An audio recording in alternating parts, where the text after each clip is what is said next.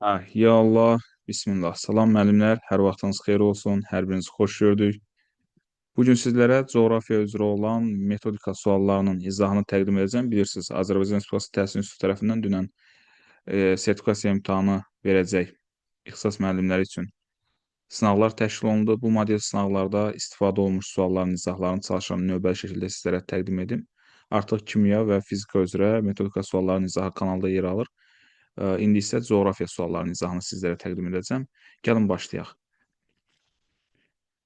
Eee, Digər fənlərin də izahları gələcək inşallah, onu da qeyd edim və başlamamışdan əvvəl onu qeyd edim ki, müəllimlər, videonu bəyənsəz, dəyərli fikirlərinizi yazsaz şad olaram. Eyni zamanda ətrafımızla məxsus şəkildə paylaşaq zəhmət olmasa.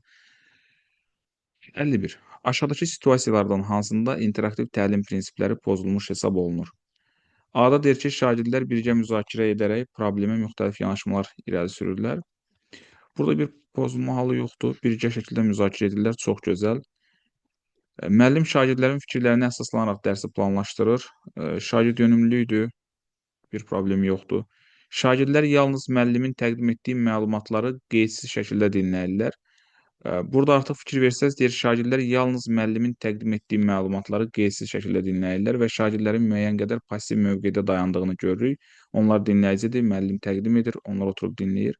Bu interaktiv təlim prinsiplərini həqiqətən də pozmuş bir anlayışdır. Çünki interaktiv dərs bizə deyir ki, təhsil verən və təhsil alanların qarşılıqlı əlaqə və fəaliyyəti olmalıdır proses zamanı. Yəni birgə fəaliyyət özünü göstərməlidir. Amma biz burada o fəaliyyəti görə bilmirik deyə cavab C variantıdır.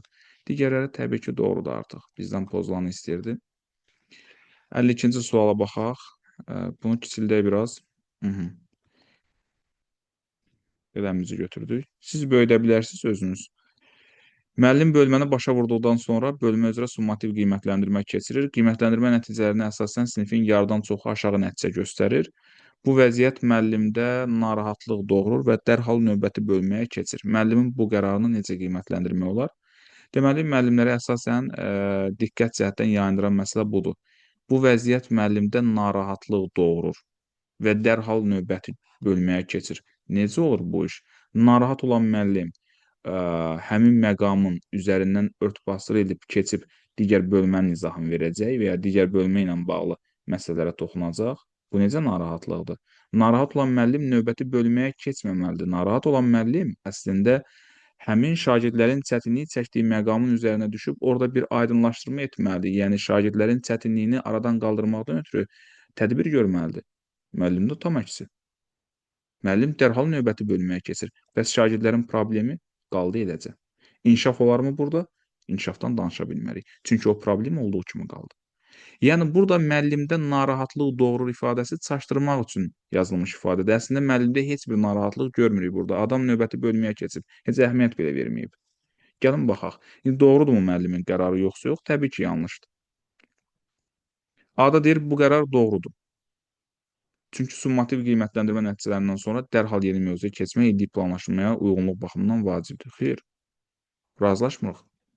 Onda biz illik planlaşmaya uyğunluq məsələsini pozmamaqdan ötrü belə halları görəndə üzərindən keçək, etinasız yanaşaq və sonda inkişaf.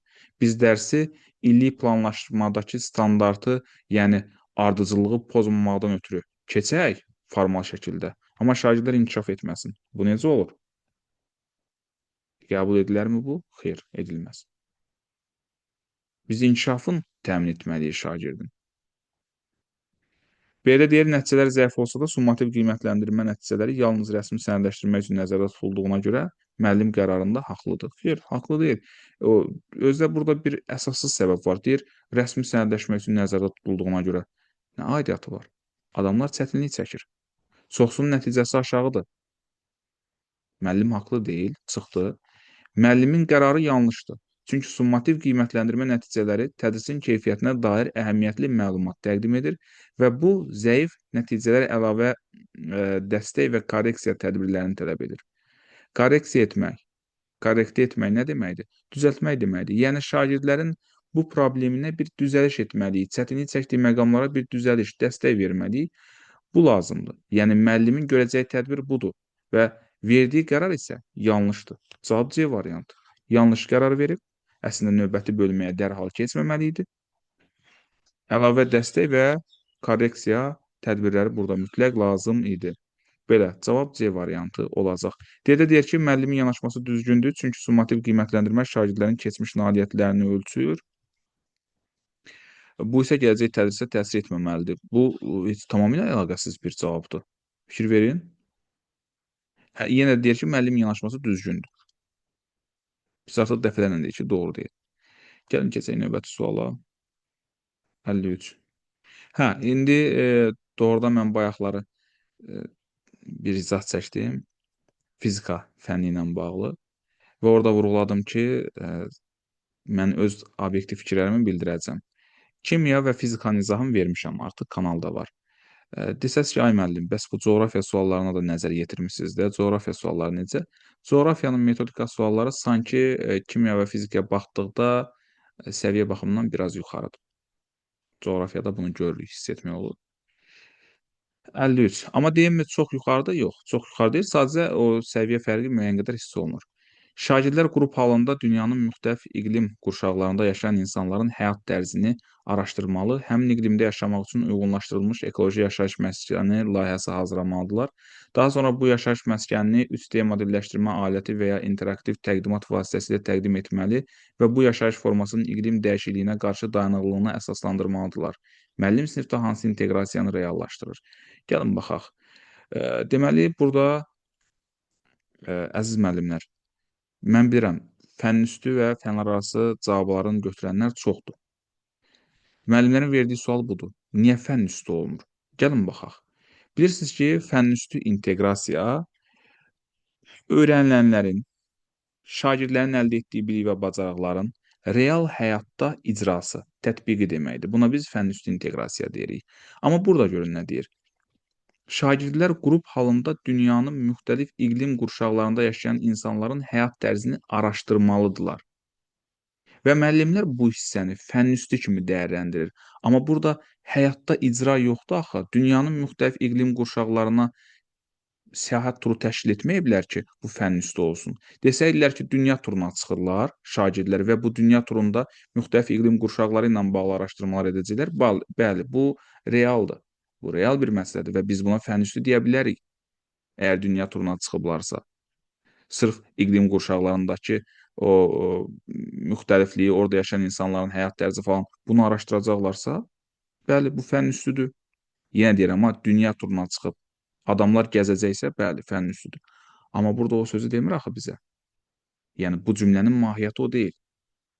Sadəcə qrup halında dünyanın müxtəlif iqlim qurşaqlarında yaşayan insanların həyat tərzini araşdıracaqlar. Gedib onları bir-bir müxtəlif ölkələrdə təyin etməyəcəklər. İnternet üzərindən, məsələn deyirəm, açacaq Google-u yazacaq və tapacaq. Yəni çox da dərin bir iş deyil bu. Bu baxımdan fənüstdən çıxdı iş. Yəni burada fənüstü yoxdur. Real həyatda nəyinsə icrasını görmürük. Bu araşdırmaya dayanıb və bu araşdırmada həmin yerə getməyiblər. Sadəcə nəyinsə üzərindəndir. Və layihə işi var burada. İstənilən layihədə də, məsələn, modelləşdirmənin özündə də müəyyən qədər bizə riyazi bacarıqlar, nə bilim, informatika ilə bağlı mı olsun, texnologiya ilə bağlı mı olsun, müəyyən bacarıqlar lazım olur bizə. Bir tərəfdən də coğrafiya var deyə o fənlərarası əlaqəni görə bilirik biz. Həm də biz bunu dönə-dönə deyirik, layihə işlərində fənlərarası inteqrasiya qaçınılmazdır. Yalnız fənlərarası. Amma fənn üstü yoxdur. Səbəbini də dedim. Dünya turuna çıxmayıblar biz bunu fənn üstü götürək. Yaxşı, gəldik 54-ə. Qələmimizi götürdük. İqlim dəyişikliklərinin kənd təsərrüfatına təsir mövzusunda verilmiş iki mütəxəssis fikrini oxuyun. Hər iki mütəxəssisin fikirlərini və onları dəstəkləyən arqumentləri ümumiləşdirin. Sizcə hansı mütəxəssis daha əsaslı və inandırıcı arqumentlərdən istifadə edib? Təbii ki, burada fikirlər mənə aid deyil. İki mütəxəssisin fikirləridir. Yəni mənə aid deyilsə, dəyərləndirmədən iş çıxdı, cavab D getdi.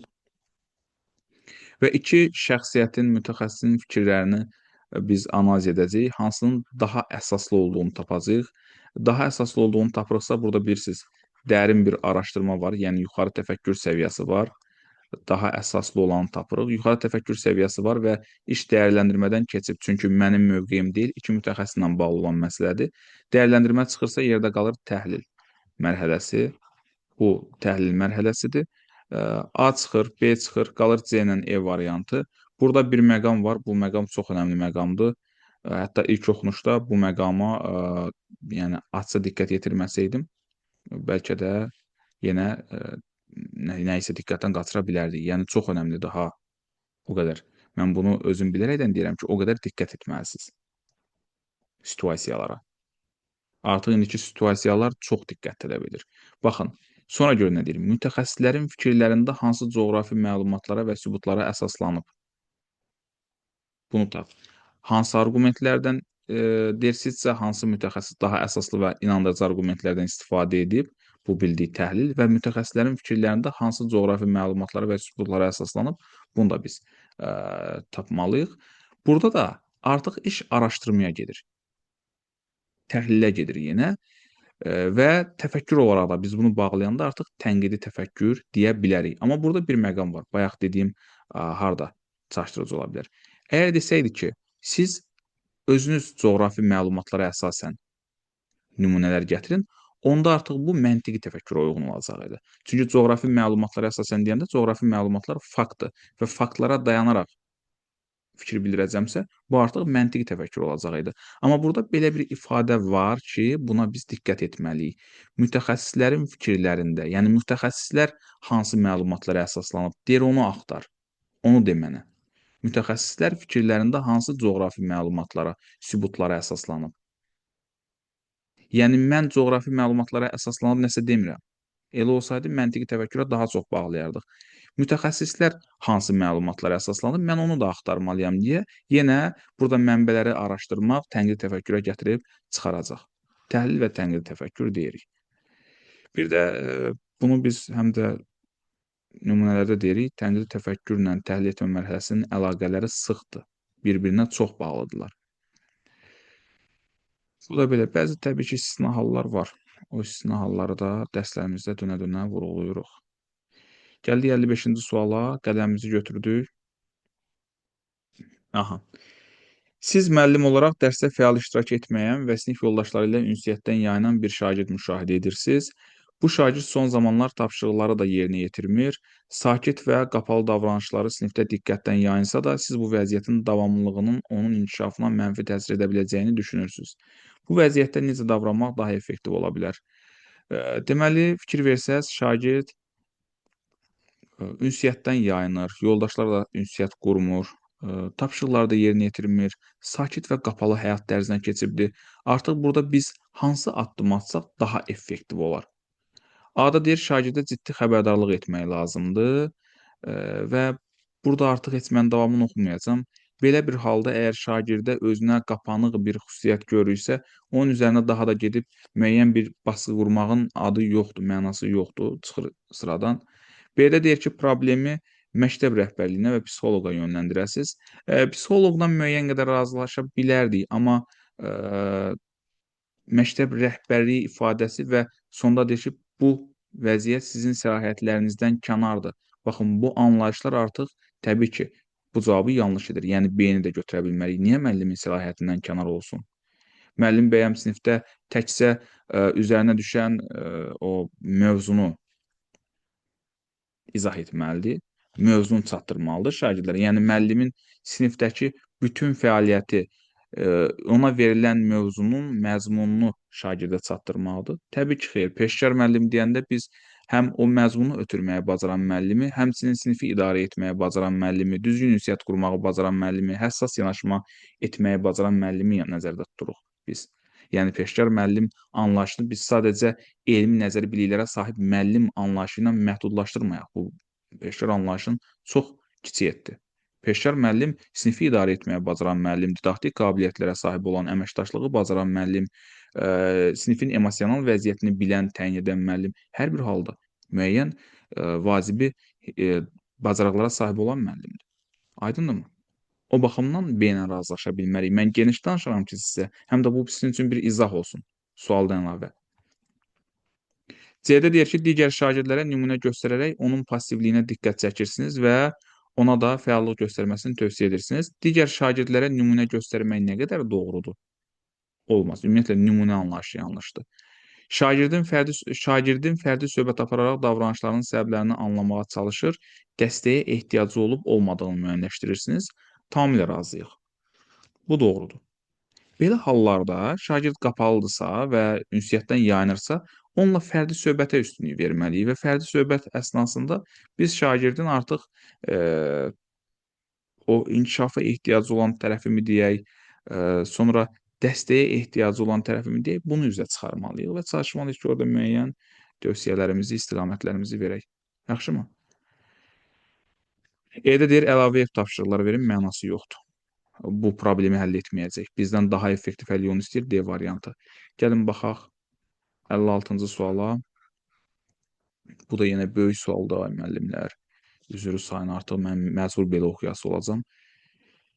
Müəllim iqlim dəyişmələri və insan fəaliyyəti mövzusunun tədrisi zamanı müşahidə edir ki, şagirdlər iqlim dəyişmələrinin səbəb və nəticəsini, həmçinin insan fəaliyyətinin bu prosesə təsirini bir-birindən ayırmaqda çətinlik çəkirlər. Mövzunun daha yaxşı mənimsənilməsi üçün müəllim dərsi planında dəyişiklik edərək şagirdlərin fəal iştirakına əsaslanan yanaşma tətbiq etmək qərarına gəlir. Aşağıdakı yanaşmalardan hansını tətbiq etmək şagirdlərin interaktiv yanaşmasını və mövzunun mahiyyətini öyrənməsini ən yaxşı şəkildə təmin edə bilər? Baxın, şagirdlərin fəal iştirakına əsaslanan dərs qurmaq istəyir müəllim. Belə bir proses qurmaq istəyir ki, şagirdlər fəal iştirak etsin, yəni interaktiv bir proses olsun. Müəllim nə edə bilər? A-da deyir, müəllim hər bir şagirdə iqlim dəyişməsinin bir səbəbini və bir nəticəsini tapşırır və onların bu iki anlayışı fərqləndirib sinif qarşısında təqdim etmələrini istəyir. Hər bir şagirdə iqlim dəyişməsinin bir səbəbi, bir nəticəsi deyirsə, bu artıq interaktiv dərsi də tam özündə əks etdirmir. Çünki interaktiv, biz burada gördükdə interaktiv dərsdə ümumiyyətlə proses zamanı biz birgə fəaliyyəti təşviq etmək istəyiriksə, A variantı burada o qədər də doğru yanaşma deyil. Üstəgəldə hərəsinə bir səbəb və bir nəticə araşdır, gəl danış. Bu fərdi tapşırığa uyğun gəlir, fərdi fəaliyyətə uyğun gəlir ki, interaktiv dərs üçün o qədər də faydalı deyil. Ümumiyyətlə, birgə fəaliyyəti təşviq etmək üçün o qədər də faydalı deyil. Sonra, amma bir məsələyə toxunun müəllimlər. Deyərsə, Sənan müəllim elə belə danışıb. Özünə görə faydası var. Bunu dana bilmərik. Çünki bu da faydalı bir prosesdir əslində. Amma biz situasiyaya uyğun faydalı olanı, yenə baxın, diqqət yetirin. Ən yaxşı hansıdır? Onu tapmalıyıq. Ən yaxşı olanı tapmalıyıq. Yəni, verilən yollardan A-nın əslində mən müəyyən qədər razılaşıram. Demirəm tamamilə yanlışdır. Sadəcə A o interaktiv dərsi tam şərtləndirmir. Və ya burada birgə fəaliyyət yoxdur deyə tam şəkildə fəallığı da biz görə bilərikmi? Bu da bir sual altındadır. O baxımdan bundan razılaşaram, amma digər variantları görməsək. Bizdən ən yaxşını istəyir deyə A çıxır hələ. B-yə baxırıq. B-də deyir ki, müəllim şagirdlərə iqlim siyasəti və ətraf mühitə təsirlə bağlı real statistik məlumatlar təqdim edir. Şagirdlər bu məlumatlar arasında əlaqə qurmalı və təqdimat hazırlamalıdırlar. Müəllimlər şagirdlərə iqlim siyasəti və ətraf mühitlə bağlı, onların ətraf mühitə təsirlə bağlı real statistik məlumatlar təqdim edir. Biz yenə situasiyaya baxırıq, görürük ki, situasiya iqlim dəyişmələri insan fəaliyyəti ilə bağlı olan məsələdir və bunların araşdırılmasıdır. Bunların bir-birindən ayrılmasıdır. Müəllimin də verdiyi B variantında gördüyümüz iqlim siyasəti və ətraf mühitlə bağlı olan real məlumatlardır. Əslində situasiya ilə bunu biz uyğunlaşdıra bilirik. O baxımdan bununla razılaşmaq olar. O da qismən. Məsələn, A ilə B-nin arasında qalanda B-ni götürərik. Müəllim, sualın özünü çox da belə bəyəndinizmi? Qismən. Buna da qismən deyirəm. Yəni, super, əla demirəm. Belə, gərək bunu cavablandırmaq üçün coğrafiya müəllimi metodikada, kurikulumda mükəmməl səviyyədə biliklərə sahib olsun və ya nə bilim, gərək o kitabı bir 5 dəfə başa çıxsın, 6 dəfə başa çıxsın. Belə bir məsələ var. Bu da belə. B-ni götürərəm, o da müqayisə edəndə C-yə deyə onsuz da baxanda C-də deyir, müəllim şagirdlərə iqlim dəyişməsi ilə bağlı bir sənədli film izlədib, sonra onlardan filmdəki faktorları xronoloji ardıcıllıqla sadalamağı xahiş edir. Bu fəallıq demək deyil. Ümumiyyətlə bizdən burada onu istəmir. Görün burada nə deyir? Deyir ki, hər bir şagirdin fəal iştirakı təmin olunmalıdır və inteqrativ bir proses qurulmalıdır. O baxımdan heç C uyğun gəlmir. Burada sadəcə yaddaşa dayanıq bir prosesdir. D-də deyir fərdi iş vərəqi paylayır. Aydın uyğun gəlmir. Bir dənə qalır B variantı. Amma yenə deyirəm, amma bu sualı müəllim çox bəyəndinizmi? Xeyr, sualı tərtib eləyiblər, amma şəxsən mən onu elə də yüksək dəyərləndirmədim. Sadəcə izah da verirəm, amma bayaqları məsələn fizika izahında vermişəm, orada öz subyektiv fikrimi bildirmişəm. Görürəm ki, orada yəni müəllim bu belə oldu, o elə oldu. Mən subyektiv fikrimi də bildirirəm. Subyektiv fikir bildirməyəndə müəllimlər yazır ki, ay müəllim, niyə burada öz fikrinizi bildirmədiniz? Bildirəndə də bir problem olur, bildirməyəndə də bir problem olur. Bildirəndə də deyirlər, axı Arti belə götürüb. Mən öz subyektiv fikrimi bildirdim ki, belədir. İndi Arti nə götürür özü bilər. Mən bir müəllim olaraq təcrübələrimə dayanıb fikrimi bildirirəm, subyektiv fikrimi. Arti də yeni məsələn cavab götürür, deyir budur cavab. Görür ki, baxır da 100-dən adam şikayət edir. Səhərsi gün çıxır, bir qayda çıxarır, deyir budur. Mən də artıq Sənan müəllim də məcbur qalır, o qaydanı təsdiqləyir. Aydındırmı? Bunu onsuz siz gözəl bilirsiniz. O baxımdan siz elə problemli hallar olanda çalışın ki, Artinin özünə müraciət eləyin. Onlardan soruşun ki, niyə siz bu sualda tutaq ki, iki inteqrasiya növü var, niyə birini götürmüsünüz? Açıqlama gətirin. Bu daha yaxşı olar. Digər sualların izahını sizə aydın şəkildə çatdırırıq. Elə deyilmi? Önəmli olan məsələ inteqrasiya suallarında olan problemdir. Niyə problemləri var? Bu da önəmli olan məsələ. O da mənimlə bağlı olan hal deyil. Mənim istədiyim odur ki, sizlərə bu sahədə müəyyən dəstəyimi verim və bildiklərimi ötürüm. İndi onlar orada elə suallar tərtib edirsə, bəlli məsələ problem özlərindir və yaxud özləri bəlkə hər hansı bir aydınlıq gətirəcək. Onlar həmin şəxslərə bildiriləsi şikayətlərdir. Yəni şikayəti düzgün ünvana vermək lazımdır. Bunu demək istəyirəm. Gəldik bura. Şagird səhralaşma və torpaq deqradasiyası mövzusunda qısa məlumat mətnini oxuyur.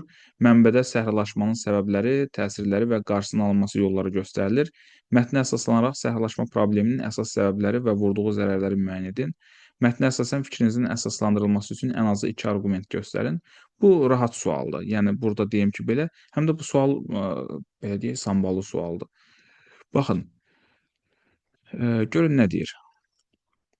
Mətnə əsaslanaraq səhralaşma probleminin əsas səbəblərini müəyyən edin. Bayaq gördüyümüz, yenə də hardasa gördüyük əsas məsələ.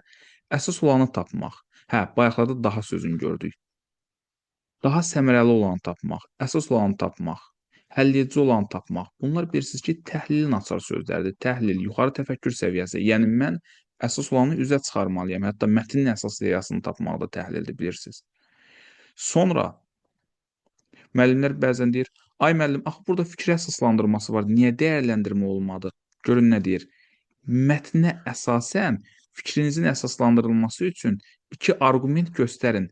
Mətndən 2 arqument göstərəcəm. Mənimdirmi arqument? Xeyr. Mövqe mənimdirmi? Xeyr. Mətndir və mətnə əsasən mən bunu deyəcəm.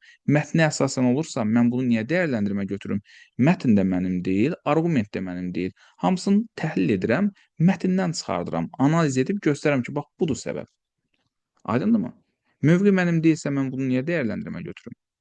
Hər hansı bir mətndə oradan arqumentlər tapıram. Təhlil və hansı təfəkkür? Təbii ki, təhlil bir yer demiş ki. Təhlil, analitik təfəkkür. Cavab E variantı. Analitik təfəkkür ümumiyyətlə bu anlayış, analiz etmə qabiliyyəti, təhlil etmə qabiliyyəti, analitik təfəkkür özü də biraz əvvəl dedim, məsələni daha dərindən araşdırmaq, analiz etmək, hissələrə ayırmaq. Budur. Təhlil etmədə analitik təfəkkürlə bağlı olur müəyyən qədər. O baxımdan bunun bir problemi yoxdur. Yəni götürüblərsə doğru cavabdır. Burada bir şikayətimiz yoxdur. Gəldik 58-ci suala. Məktəbdə keçiriləcək Təbiəti Qoruyaq adlı təqdimat layihəsində siz komanda rəhbərisiniz. Komanda yoldaşınız təqdimatda daha çox emosional çağırışlara və musiqi effektlərinə yer verilməsini təklif edir. Siz isə təqdimatın faktlara, statistikaya və real nümunələrə əsaslanmasının daha inandırıcı olacağını düşünürsünüz. Komanda üzvünüz təklifində israrlıdır. Belə bir vəziyyətdə əməkdaşlıq və effektiv ünsiyyət bacarığını ən yüksək səviyyədə nümayiş etdirən davranış hansı olar? Fikir versəz, komanda üzvlərindən biri müəyyən bir təklif verir, fərqi yoxdur, müəyyən bir təklif verir və təklifində israrlıdır. Siz isə komanda rəhbərisiz. Nə edərsiniz? A-da deyir ki, onun təklifini rədd edərəm. Heç davamını oxumağa ehtiyac yoxdur. Bu bilirsiniz ki, effektiv ünsiyyət, effektiv münasibətlər üçün tamamilə yanlış addımdır. Çünki o komandanın üzvüdür. B-də deyir ki, müzakirə apararaq hər iki yanaşmanı birləşdirməyə çalışaram. Təqdimatın müxtəlif hissələrində fərqli üsullardan istifadəni təklif edirəm. Bəli, bu olar. Yəni, komanda rəhbəri öz təklifini də, eyni zamanda komandanın üzvlərinin təklifini də dəyərləndirir və çalışır ki, hər birisinə hörmətlə yanaşsın və onlardan müxtəlif yerlərdə istifadə edəcək. Doğru cavab budur. Effektiv budur. C-də deyir, onun fikri mənimkindən zəif olduğu üçün komandanın digər üzvlərinə tək. Olmaz. Yəni, komandanın digər üzvlərini onun təklifinə qarşı çıxmağa təşviq edirəm nə deməkdir? Bu, orada əməlli başlı mübahisə yaradar. D-də deyir, onunla razılaşır və təqdimatı onun dediyi kimi edərəm. Bu da doğru seçim deyil. Effektiv yol deyil axı bu. Effektiv yol odur ki, iki tərəfin də dediyini biz qəbul edək. Sonra 59-cu sual. Aşağıdakı fikirlərdən hansı pedaqoji baxımdan doğrudur? Bir də deyir, müəllimin dərsə əvvəlcən hazırladığı açıq suallar şagirdlərdə təlim zamanı yeni sualların yaranmasına səbəb olursa, bu dərsdə öyrənmə prosesi baş verir. Bəli.